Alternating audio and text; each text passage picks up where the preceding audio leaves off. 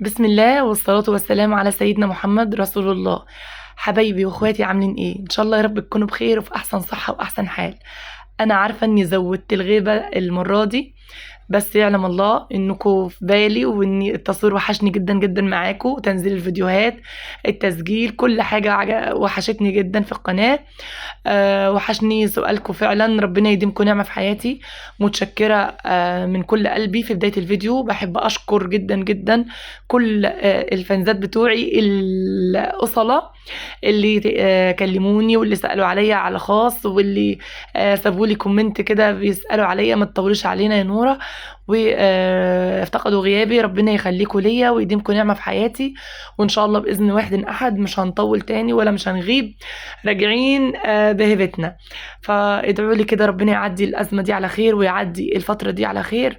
عيالي كانوا تعبانين جدا والله التلاتة، فربنا يشفيهم ويعفو عنهم، ويا رب العالمين ما يضرنا أبدا فيهم. و دلوقتي هنبدأ مع بعض فيديو كله حماس وكله نشاط وكله حيوية كده. بس قبل ما تبدأي معايا ما تنسيش تصلي على رسول الله، اللهم صل وسلم وبارك على سيدنا محمد وعلى آله وصحبه وسلم. تاني حاجة حطي لي لايك، أهم حاجة يا جماعة اللايك. عايزة أقول لكم اللايك النهاردة هيفرق جدا جدا في انتشار الفيديو. شايفين بقى النشاط اللي أنا فيه ده؟ تعالوا بقى هنعمل النهاردة قسما بالله شوية فراخ هتاكلوا صوابعكم وراها. لازم تعملوا الفراخ بالطريقة دي، أنا بقول لكم أهو، لازم تعملوا الفراخ بالطريقة دي. بجد يا جماعة تحفة تحفة تحفة تحفة. حماتي بصراحة ربنا يخليها هي اللي عملتها لي، بس أقسم بالله عجبتني جدا، طعمها كان فوق الفظيع. هي اللي تبلتها لي وهي اللي عملتها، فبجد يا جماعة طريقتها كانت حلوة جدا. أنا كنت بعملها زمان بس خدت أيام، عارفين لو انتوا يعني مش عارف، خدت فترة ما بقتش أعملها خالص. فبصراحة حماتي عملتها لنا، فكانت جميلة قوي وعجبتني. وتعالوا بقى نبدأ الفيديو مع بعض ونشوفها عملناها ازاي. طيب بصوا بقى، المشكلة ان انا والله الكوبليه ده او المقطع ده اتحذف معايا، عشان هي عملته لي فوق، فما عرفتش برضو ايه اسيفه. اديت التليفون لبنتي وقلت لها صوري، فما عرفتش تقريبا تحفظ الفيديو ولا ايه بالظبط. المهم، طيب عملنا ايه؟ جبنا 3 بصلات كبار وبعد كده فرمناهم. هي حماتي بتقول لي لازم نبشرهم، لكن لو انت عايزه تسهلي الدنيا على نفسك افرميهم فرم ناعم، وبعد كده سيبيهم بميتهم وبكل حاجه. حطي بقى شويه فلفل اسمر شويه حلوين وشويه ملح، وادعكي بقى الفرخة. بصي كل الأنسجة بتاعت الفراخ، من جوه ومن بره وتحت الجلد وتحت العظم، بصي كل مكان في الفرخة ادعكيه كويس كده بالفلفل الأسمر والبصل. وهتدعي لي هتدعي لي هتدعي لي. بصوا بقى انا حماتي برضو عملت لي ايه بقى، خيطتها لي. كان معاها بقى احنا حاطين برضو يا جماعه عشان ما تجيش واحده تقول لي ازاي بتخيطوا الفراخ ومش عارفه ايه. لا، الفتله والابره دي بتبقى مخصصه للاكل وبتبقى مخصصه للمطبخ، يعني ما بنستخدمهاش في اي حاجه تانية. تمام. ف قفلت بقى كل البطن بتاع الفرخة، وقفلت من ناحية الزور عشان برضو ايه التتبيلة ما تطلعش بره، واثناء ايه اثناء الغليان بتاعها في الشوربة. فدلوقتي بقى ايه، خلاص انا جبت بصلاية وحطيت معلقة سمنة حلوين كده، وشوحت البصل مع السمنة، ونزلت بالفرختين، وبعد كده نزلت بالمية اللي هتبقى الشوربة، وسبتها بقى ايه تغلي على النار. تمام. لو انت مش مستعجلة عليها سيبيها في التتبيلة دي يا بنات، سيبوها يومين حلوين قوي قوي في التلاجة. طبعا ما تنسوش قوي تحطوها بره التلاجة في الحر ده، حطوها في التلاجة. بصوا هتفرق جدا جدا في الطعم، اقسم بالله هتفرق بطريقة صعبة. هنا بقى انا كنت منقعه اللوبيا من بالليل، انا عيالي بيحبوا اللوبيا والفاصوليا، فقلت اما اعمل لهم بقى النهارده لوبيا. مع انهم بصوا ميالين للفاصوليا اكتر. ايه الفرق؟ يعني انا شايفه ان الفاصوليا واللوبيا ما فيش اختلاف كتير يعني في طعمهم، لكن سبحان الله تحس ان العيال شايفين ان الموضوع اختلاف شاسع، او الفرق شاسع يعني. فما علينا، انا سلقت بقى اللوبيا هنا، انا كنت غسلاها غسله نظيفه مره واتنين وتلاته، وبعد كده كنت منقعاها زي ما بقول لكم كده. وبعدين نزلت بقى بمية سخنة في الحلة، ومرقة دجاج، حطوا بقى مكعب مرقة، وهيفرق برضو معاكم في الطعم. سبت اللوبيا تتسلق، وقلت ايه اما احضر شفشق الطماطم على جنب. عايزه اقول لكم برضو معلومه مهمه. اثناء ما تعملوا التقليه بتاعه اي طبيخ احمر او محشي او اي حاجه، اول حاجه تبدأي بيها قبل البصل وقبل الثوم ابدأي بالطماطم. ليه؟ لان وارد جدا جدا وانتي بتحمري البصله آه، تتلهي في غسيل الطماطم، وبعد كده تيجي تضربيها في الخلاط، البصلة تتلسع منِّك، فطعمها يمرّر. فأفضل حاجة تضربي الطماطم في الأول وتسيبي الخلاط على جنب، تمام؟ أنا باعمل كده بصراحة وفرقت معايا في إيه، في إن أنا يعني بقيت يعني الصلصة بتاعتي بتبقى جميلة أوي، وطعمها بيبقى خرافة يا ولاد والله العظيم. هنا طبعًا قُلت أمّا أغسل الطبق مطرح الفراخ، ما تنسوش أي حاجة فيها فراخ، أي سطح جِه عليه الفراخ لازم يتغسل غسلة نضيفة ويتعقّم بالخل يا جماعة، علشان الفراخ طبعًا بتسيب بكتيريا ضارة طبعًا، وبتنشر بكتيريا ضارة. فإحنا طبعًا لتفادي الموضوع ده بنغسل كل حاجة إيدينا مسكتها أثناء ما بنعمل الفراخ. تمام. وطبعًا أنا كنت معقّمة من بالليل بالخل، فهنا بقى إيه شوية أطباق قُلت أمّا أغسلهم برضك في إيدي آآ، عشان أنا برضك استخدمتهم أهو.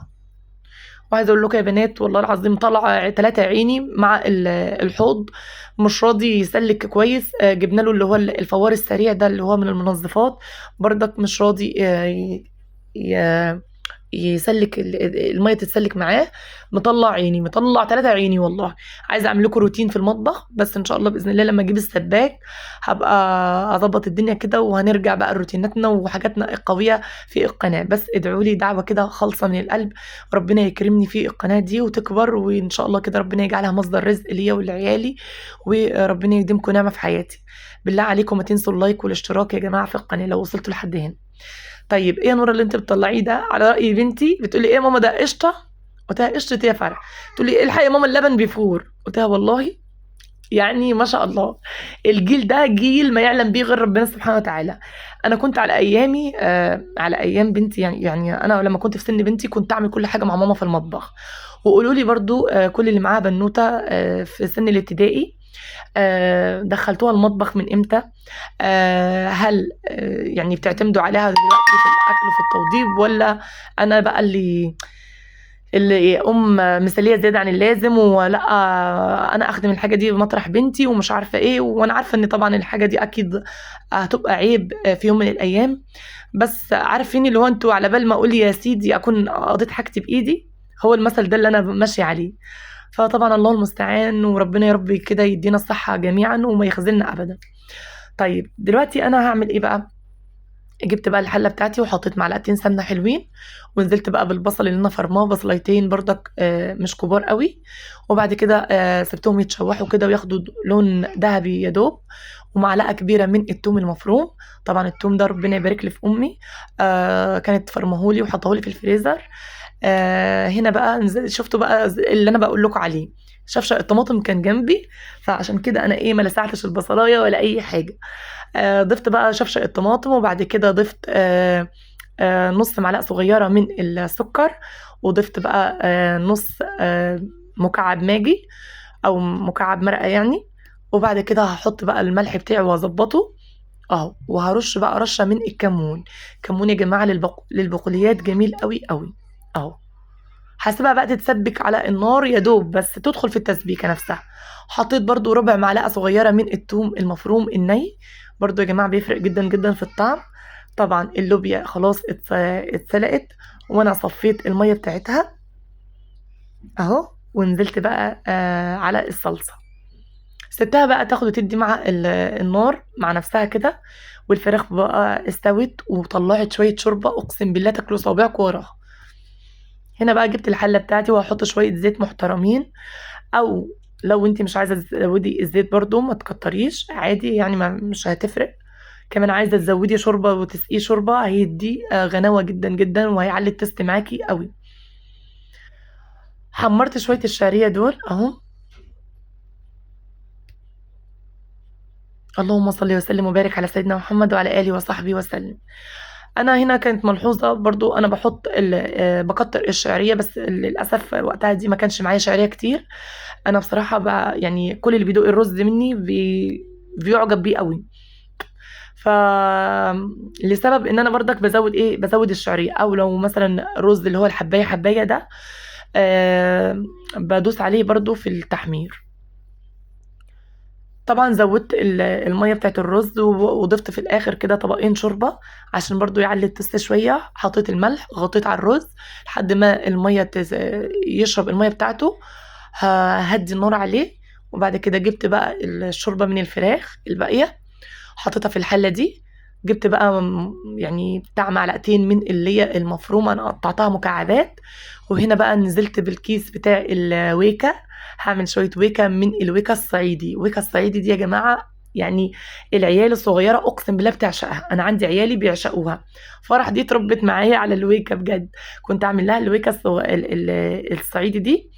آآ مش اللي هي الويكا الحمرا. يعني بُصّوا، الويكا دي إحنا بنعملها برضك، الويكا الخضرا دي اللي أنا عملتها معاكم، وفي بيتعمل منها البامية. البامية اللي هي بتبقى بالصلصة أو البراني زي ما على حسب المسميات.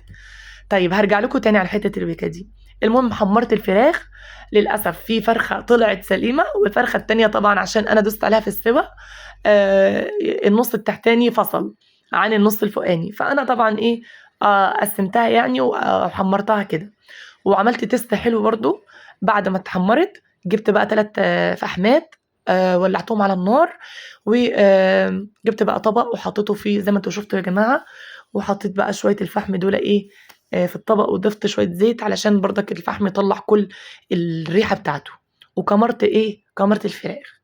جِبت بقى هنا خلاص الويكة كانت استوت. وبعد كده شِلت الليّة على جنب عشان برضه أضرب الويكة بتاعتي في الخلاط. طبعًا لو معاكِ مفراك اللي هو المفراك الصعيدي ده برضه بيبقى جامد. طبعًا حبايبنا وإخواتنا كلّهم اللي في الصعيد بيعملوها بالطريقة دي، لكن أنا طبعًا عشان مش معايا مفراك، فأنا عملتها ضربة يا دوب، عارفين اللي هو أنتم يا دوب الخلاط يقول كده أهو، يدّي صوت. فضِفت بقى الطشة بتاعتها زي الملوخية بالضبط. وده الأكل بتاعي. شايفين؟ بُصّوا الفحم لسه شغّال. قسمًا بالله يا جماعة كان شوية أكل تسلم، تسلم إيدي. شوية فراخ من الآخر، شوية لوبيا تاكلوا صوابعكم وراها، شوية رز وشوية وِكَا. اللهم صل على النبي. عايزاكم تقولوا لي بقى إيه رأيكم في التعليقات. بالله عليكم الفيديو ده وصّلوه لآخر يعني نفسكم كده في المشاهدات، ودوسوا لايكات كتير عشان أنا تعبت جدًا، جدًا. عايزة أقول لكم الجو كان موت. النهارده الرطوبة كانت عالية أوي، أوي. حتى لو أنتم متابعين درجات الحرارة يعني في إسماعيلية الجو كان صعب. الجو مكتوم. وأنا مش عارفة ليه أنا أعداء الشتا حسدوني، حسدوني يا جماعة بجد. بعد ما كنت أحب الصيف، أنا الصيف السنة دي خلّى رقبتي قد السمسمة بجد قدّام أعداء الشتا. فأنا كنت باموت حرفيًا في الحر في المطبخ وصهد وزن لين بنتي دي بقت زنانة نمرة 1. الله المستعان. على رأي الدكتور اللي بيقول لك اللي معاه طفل من سنتين ل3 سنين يعني الله يكون في عونه الأم. أنا بجد الله المستعان على لين. ادعوا لي يا جماعة دعوة خالصة من القلب كده، ربنا يعدّي الفترة دي على خير. وباحبكم في الله. بالله عليكم ما تنسوا اللايك. وتعالوا بقى نكمّل الفيديو بتاعنا. وما تنسوش الدعاء. اللهم أخرجني من حلق الضيق إلى أوسع الطريق، بك أدفع ما لا أطيق، ولا حول ولا قوة إلا بالله العلي العظيم. اللهم إني أسألك بكل اسم هو لك سميت به نفسك، أو أنزلته في كتابك، أو علمته أحدا من خلقك، أو استأثرت به في علم الغيب عندك، أن تجعل القرآن الكريم ربيع قلبي ونور صدري وجلاء حزني وذهاب همي وغمي يا أرحم الراحمين. بحبكم في الله. وتعالوا بقى نشوف الفينش بتاع الحوض بتاعنا. زي ما بقول لكم خلاص طلعت عيني، مش قادرة بقى أعمل أي حاجة دلوقتي. خلاص كده أهو خلّصت الغدا وخلّصت المطبخ واتغدينا وحمدنا ربنا وشكرنا فضله. ويالّا بقى هاسيبكم في حفظ الله ورعايته، وأقول لكم بالله عليكم ما تستخسروا فيّا اللايك، وشاهدوا الفيديو للآخر، وشيّروا القناة مع أصحابكم وحبايبكم.